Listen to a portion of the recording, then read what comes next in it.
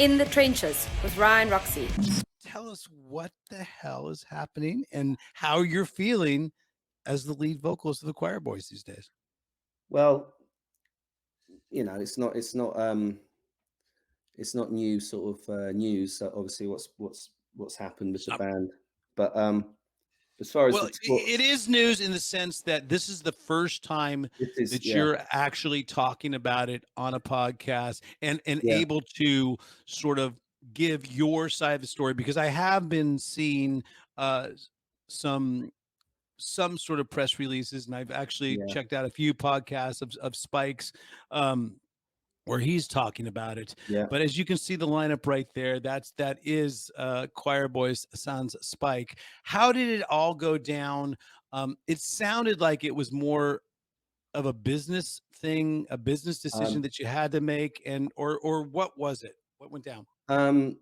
Well, as far as all the stuff that's come out so far, however it was done or however it was handled, people have different opinions on that. But when we first made a statement, that was rightly or wrongly, that was we were advised legally, and we had to be sort of quite cut and dry about it, which I wasn't actually that comfortable with, but that's what we did, and and it all blew up. And then we clarified a few things after that, but I think to certain people I've figured out by now that to some factions of the the fans, or so-called fans, you can't say you could say anything, and they've got their opinions set in stone of what what they think the real story is, when they don't actually have all the info. So I mean that I can say a few things, and well, tell me what you feel comfortable with saying, and I'll tell you. I'll just ask certain questions. Like, do you feel that the camp has sort of broken off into, like, whether it's Team Quireboys or Team Griff or and Team Spike? Do you feel like that the fan base has sort of been divided in that sense? Yeah. Oh yeah. You do. Yeah, definitely. And I mean, it's actually it has surprised me and the guys in the band, considering this lineup that we're has been together for over 20 years. Pip, our drummer, he rejoined about a year ago, but he's played on 3 albums, going back to Well Oiled, which was in 2004, and Keith's been in the band since This Is Rock and Roll, and Paul joined just after that. So, and you've been in every album since 1989. So I've been on every album, and then some. I'm not on Facebook, but obviously I have friends with a girlfriend and a family, and they see a lot of this stuff, and so I hear, I like to think I'm fairly thick-skinned by this point, but some of the stuff that's been said is not. It's some of it's actually quite nasty, and it's not fair, and it's not fair to well, my here's my point. My point is, you got to watch the band and judge, and then properly judge for yourself, because I was able to see you guys on the MORC cruise this past year, and of course we played with you guys. Alice Cooper welcomes the Quireboys. Oh, we have a nice, very nice welcome right there. I love it. But the thing is, I mean, when that gig happened, it seemed as though that's beautiful. That's the cat. That's the reason why, folks. If you're listening to us audio-wise, the cat just attacked the mic, and now we have a cat attack in the studio of Guy Griffin right now. Hopefully, he'll be able to come back and survive this. I think that's some of those Team Spike people sent that cat in. What was that the cat actually jumped on? Did the cat actually just take this thing apart? Oh my, a whole lot of Rosie is a whole lot of violent. I love it, folks. All right. Oh. There you go. Don't worry. It's just a microphone, folks. It's not an earthquake. We're not doing an Orson Welles. We're not being invaded by Martians. We're here with Guy Griffin from the Quireboys, and we are speaking about what has happened since the Monsters of Rock cruise, which I was able to see the band, Guy. And honestly, I spoke from the heart in the intro. You sang the songs beautifully. I mean, it gave it almost like a new twist on the songs, a new sort of a take on the songs. And obviously you're not going to replace Spike's voice. I don't think any, very few people could. There's like one other guy that could make it a go at Spike's voice, and we all know which guy that is. But you know what I'm saying? That there's very few people that have that voice. So you're you.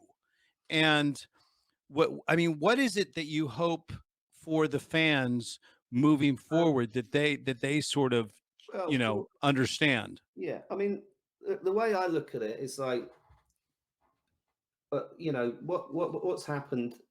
It's not like we sort of all of a sudden said, "Oh, here, I've got a really good idea. Let's just let's fire our singer of 30 years, because I want to be the singer." I don't want to be the singer.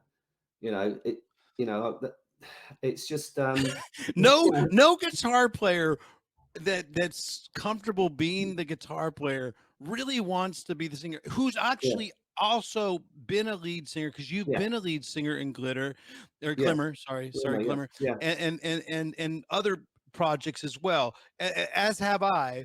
And to be honest with you, when you have that lead singer, it is a luxury, because as a guitar player, you just have to show up and basically not fuck things up, which you do a good job of not fucking things up. I feel I do a pretty good job of not fucking things up, and all that responsibility at night, a lot of that spotlight, taking care of the voice, performing those songs is on the singer. But now you're put in that position of, now I can't fuck up a guitar and I have to take care of my fucking voice. It's almost more of a hassle. It is.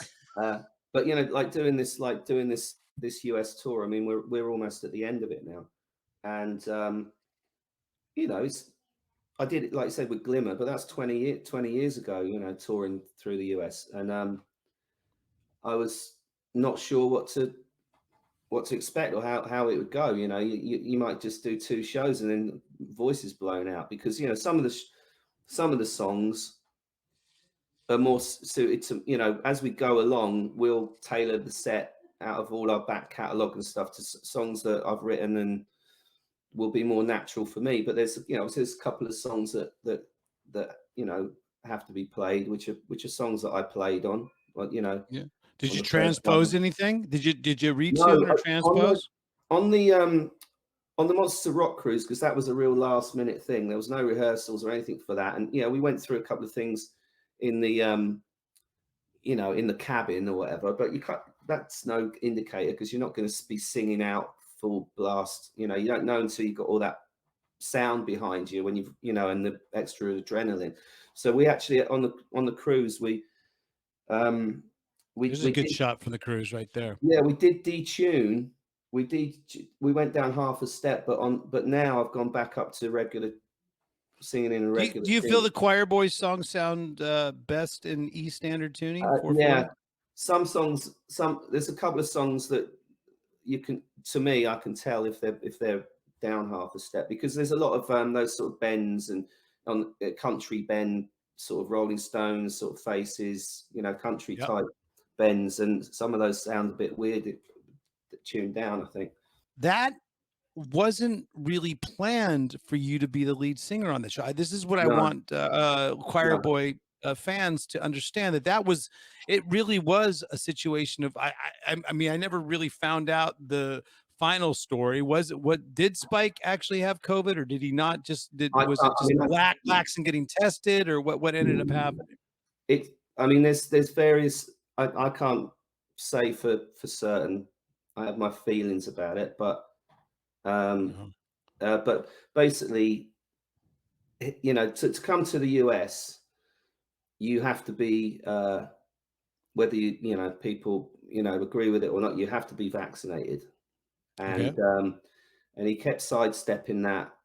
Are you vaccinated? Are you vaccinated? And then never give a clear answer. Yeah, never give a clear no clear answer. And then the way it works for the Monsters of Rock with us is because it's an American show, we don't get a deposit or anything. We don't get paid until after we've done the show. And now the Monsters of Rock cruise is probably our biggest paying gig, you know, of the year. But you're putting money up front to get there. Out of our personal, you know, my personal credit cards. It's my credit cards that are getting all the flights and things, you know, and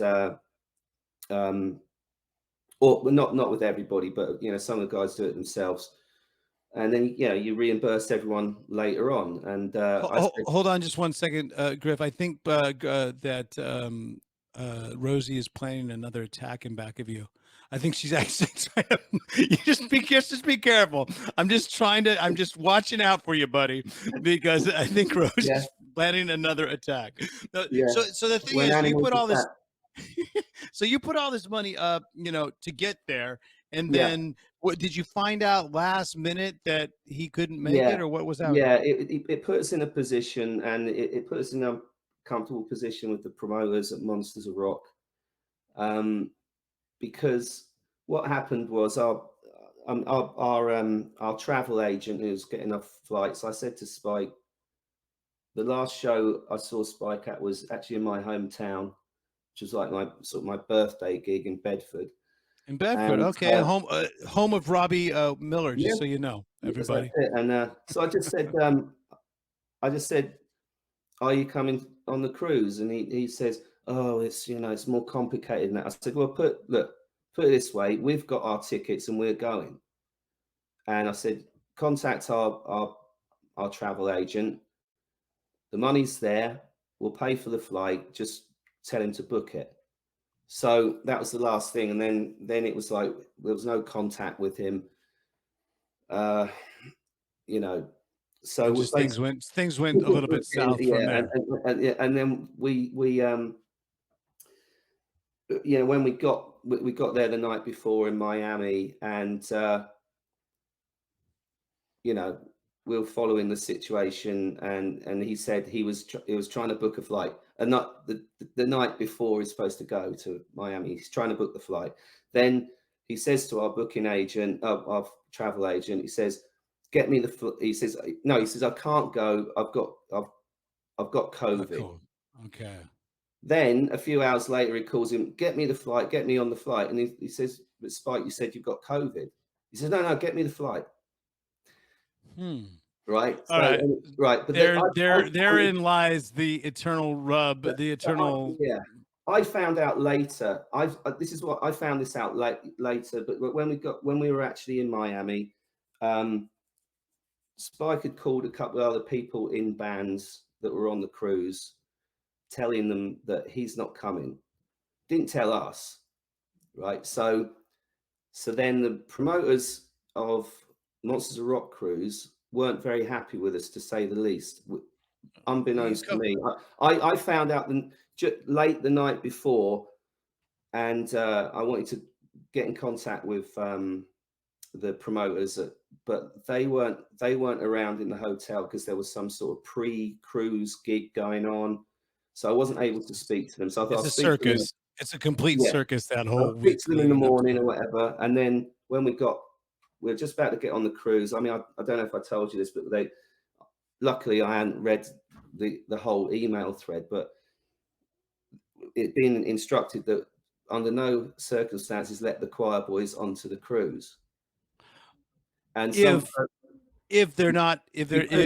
Spike's not on the plane, because we were supposedly keeping it quiet that he wasn't coming, but we didn't know until the very last minute. No, you know, okay, and he's you know. So I spoke to. Well, but here's the thing: you guys do the show. To me, it's a huge victory. It's a win. It's you put that one in the win category. Everyone is enjoying the shows. Was there a feeling for you guys after that second show when you're, thinking about, okay, well, now what's going on? The cruise has ended. Like, hey, maybe we can do this as this lineup. Yeah, well, I mean, yeah, definitely. I mean, but the main thing is whatever happens is, this band is a band. We're sticking together. There's been a lot of stuff said, with the keyboard warriors on the internet and all that, and assuming they know the real, that they know everything, which is, trying to explain a few things here, obviously, but it's like I said, it's not cut and dry of just like, oh, there you go, okay, you have the name Spike, and we'll just disappear into the sunset with all the responsibilities and all the bills that have to be paid that he doesn't have to have anything to do with, because he was never part of the company that's been going for 15 years. That's a big piece of information as well. Yeah, because he hasn't been part of the Quireboys Inc. for a while. And people are saying, oh, your company's not called Quireboys. Well, I'm sure the Rolling Stones company that all their money goes through is probably not called Rolling Stones Limited or something. It's like, right. But it trades as the Quireboys, right? And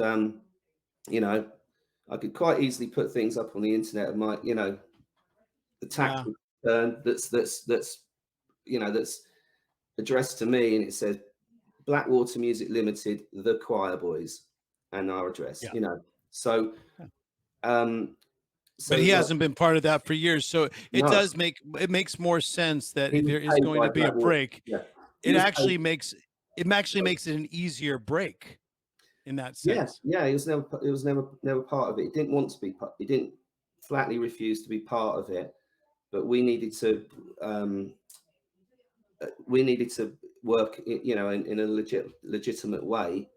You can't just go and play gigs cash in hand and stuff. It doesn't work like that anymore. You have to, it's too high profile, band. You've got to go out and do it properly. And he didn't want to be involved with that. And now he's telling everybody to the world that he's started this Quireboys Limited. And but if you there's a thing called Companies House in the UK, so you can look up a company.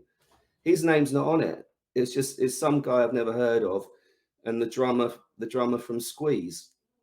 It's like, and that's sort of is that sort of like I hate to go back to the term Spinal Tap, but Spinal Tap is actually making a third movie. They just got green-lighted for it, so I'm very happy for that. There will be a Spinal Tap 3 coming up.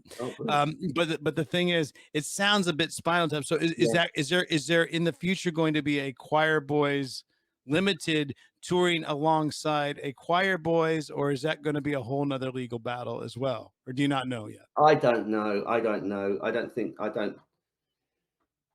think he wants to get in a legal battle for various reasons, and I don't think we really do either. But we're, at the moment, what we're doing is we're fulfilling our contracts. We have contract. You had tours lined up. We have tours like this tour, the UK, the US tour. You've got to spend thousands of dollars to get work to get. The cat's on the attack again. I love Whole Lot of Rosie is gone crazy in the studio, folks, and you can only see it if you're on Ryan Roxie official in the trenches. Well, I mean, I'm Ryan Roxie, and I've taken all my years of experience of playing guitar, and I want to pass the torch of rock and roll on to you. Check out the System 12 guitar method.